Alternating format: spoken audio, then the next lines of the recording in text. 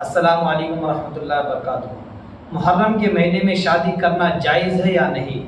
محرم کے مہینے میں شادی کرنے سے کچھ نقصانات ہوتے ہیں یا کچھ خرابیاں ہوتے ہیں، اس بات کا اکثر لوگوں کے ذہن میں یہ بات آتی رہتی ہے۔ اس کا جواب یہ ہے کہ اسلام میں سال کے 12 مہینے اچھے ہیں، مہینے کے 30 دن اچھے ہیں، ہفتے کے 7 دن اچھے ہیں، دن کے 24 گھنٹے اچھے ہیں۔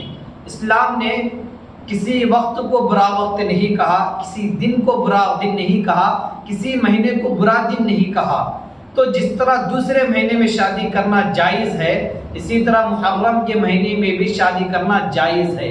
جس طرح دوسرے مہینے میں شادی کرنے سے کوئی نقصانات نہیں ہوتے، اسی طرح محرم کے مہینے میں بھی شادی کرنے سے نقصانات نہیں ہوتے۔ یہاں تک کہ محرم کے مہینے میں کئی صحابہ کی شادی ہوئی ہے، حتیٰ کہ آپ صلی اللہ علیہ وسلم نے اپنی بیٹی فاطمہ رضی اللہ عنہا کا نکاح علی رضی اللہ عنہ کے ساتھ جو کیے وہ محرم ہی کے مہینے میں کیے۔ کیا محرم کے مہینے میں شادی کرنے سے نقصانات ہوتے تو کیا اللہ کے نبی اپنی بیٹی کا نکاح محرم میں کراتے؟ جو لوگ محرم میں شادی نہیں کرتے اور شادی کرنے سے منع کرتے، ان سے پوچھو کہ بھائی آپ محرم میں شادی نہ کرنے کی وجہ کیا ہے؟ اکثر لوگوں کو خود پتہ نہیں کہ محرم میں شادی کرنے سے کیا نقصانات ہوں گے، ان کو خود معلوم نہیں کہ محرم میں ہم شادی کیوں نہیں کرتے۔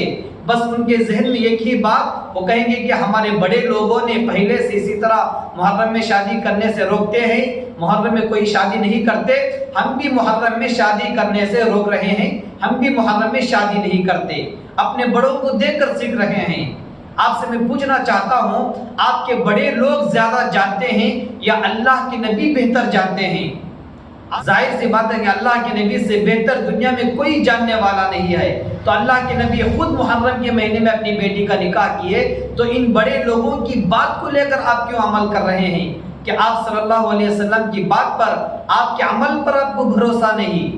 اس بات سے صاف معلوم ہوتا ہے کہ محرم کے مہینے میں شادی کرنے سے کوئی نقصان نہیں ہے۔ ہاں، محرم کے مہینے میں کسی کو ذاتی تقاضا، پیسوں کی کمی کی وجہ سے یا کچھ انتظام نہ ہونے کی وجہ سے شادی نہیں کر رہا ہے تو کوئی حرج نہیں ہے۔ اگر کوئی شادی اس لیے نہیں کرتا کہ محرم میں شادی نہیں کرنا ہے، اگر اس لیے نہیں کرتا کہ شادی کرنے سے محرم میں نقصانات ہوتے ہیں، اگر اس عقیدے کے ساتھ کرے گا، یہ غیروں کا عقیدہ ہے، اسلام اس کی اجازت بالکل نہیں دیتا، اسلام کے بالکل خلاف ہے یہ عمل۔ مہینے میں کسی مہینے کو خراب مہینہ کہنا، دنوں میں کسی دن کو خراب کہنا، گھنٹوں میں کسی وقت کو خراب کہنا، یہ مسلمان کا عقیدے کے خلاف ہے، یہ صرف اور صرف غیروں کے عقیدے ہیں، اسلام کا اس سے کوئی تعلق نہیں۔ جس چیز کا اسلام سے تعلق نہیں، اس سے مسلمان کا بھی تو کوئی تعلق نہیں ہے، مگر آج ہم ایسے کاموں میں تعلق رکھ لیے ہیں جن سے اسلام کا کوئی تعلق نہیں ہے۔ میرے دوستوں، یاد رکھو، جس چیز کا اسلام سے تعلق نہیں، اگر ہم اس چیز سے تعلق رکھیں گے تو ہم اسلام سے خارج ہونے کی طرح ہے۔ تو میرے دوستوں، اس عقیدے کو چھوڑو، ان خرابیوں کو چھوڑو۔